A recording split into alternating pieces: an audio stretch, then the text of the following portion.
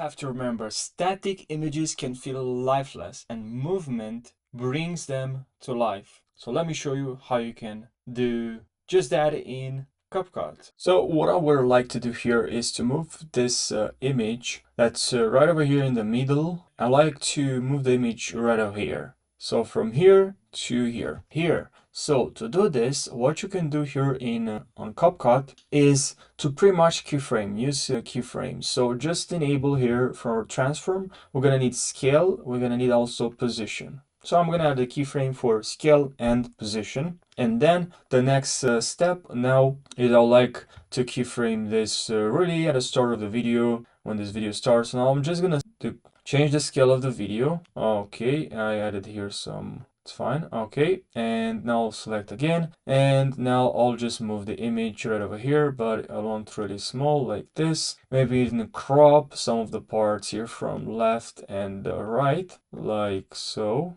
Perfect. And now I'll position my face right over here. And now we have this, as you can see, is actually moving right over here. So you changed basically the position of the image right away. You can just add a keyframe here with the same position, which is still here, but then you move a couple of keyframes and then you actually increase the scale. And now it will look like this, you know. So we have this, no movement, and then it actually zooms in and changes the position of the image. Now, what if you want, let's say I'll just make a copy, option and drag. I'll just delete the keyframes from here. Now, what if I want to move, let's say the image is positioned right over here, and then, so I'll just add a keyframe there. You also can just add a keyframe for rotate, rotation, you know, also scale. So how you can actually move this image from here to here, but when you're doing that, also the image will rotate, which I was quite curious when I started using Premiere, because that can be very helpful in